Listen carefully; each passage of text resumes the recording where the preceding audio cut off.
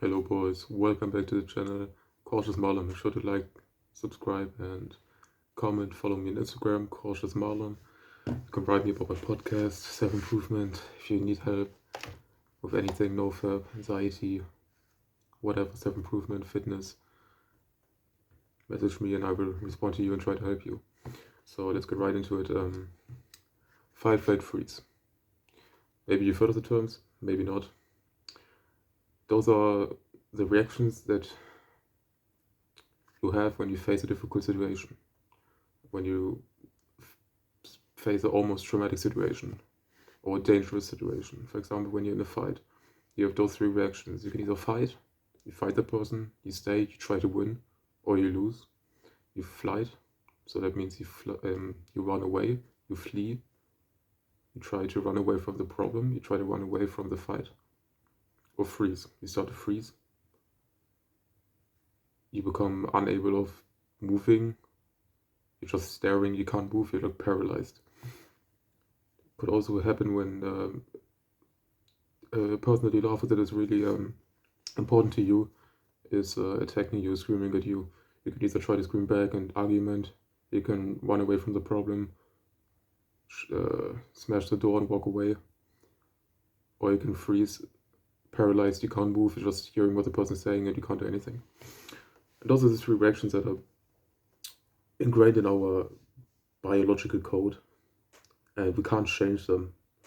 Each of us gets born with fight, flight, or freeze. And that has a lot to do with like trauma and everything.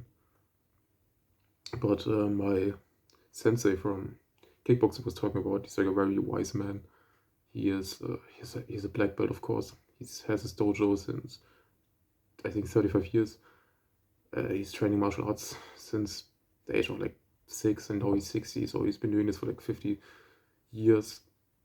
He won multiple like awards and everything, like I think of like around 30 to 50 awards. Like he's a big deal, and he also invented the style of fist. He invented his own martial arts style, fist, which is like a combination of different martial arts.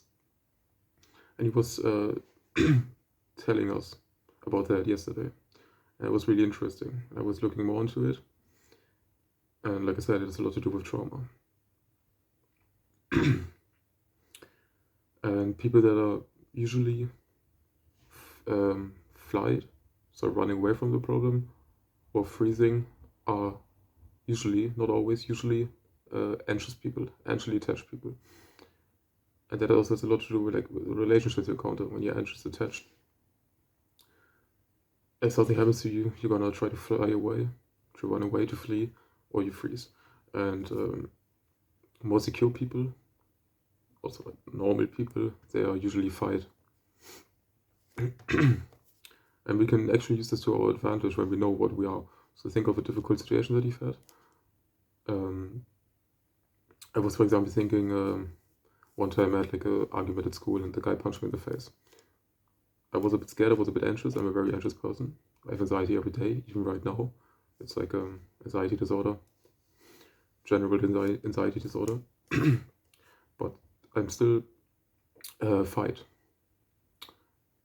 So when I face a different situation, I try to fight, I try to stay, I try to prove a point. It's either for me, I go all in and I win or I lose. And my objective is to win. And then you also talked about a very interesting thing, which I've actually never heard about.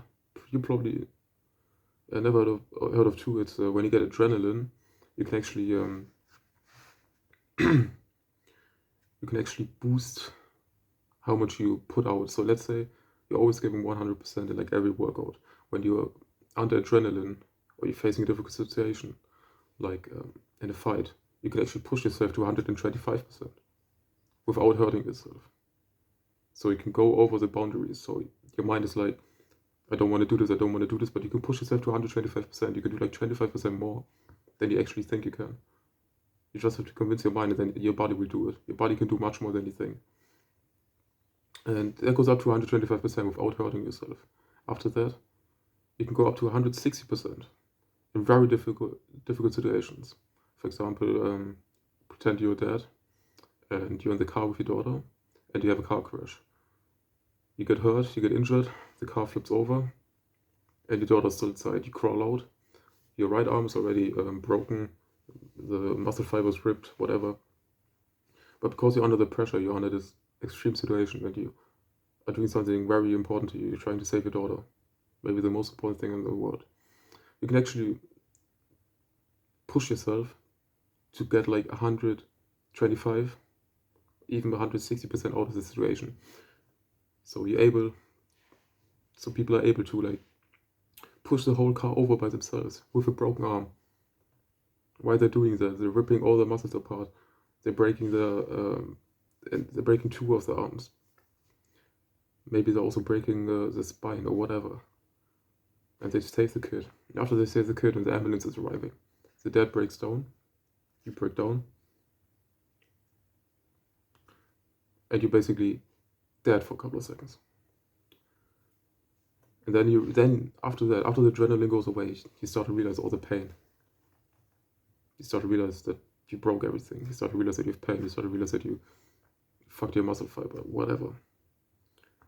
But during that situation, during this immense pressure, you're actually pushing yourself over the 100%, far over the 100%, to 100, up to 160%. That's what the human mind can do. So we're thinking, if we go up to 125% without hurting ourselves, but just pushing ourselves and believing in ourselves, and getting that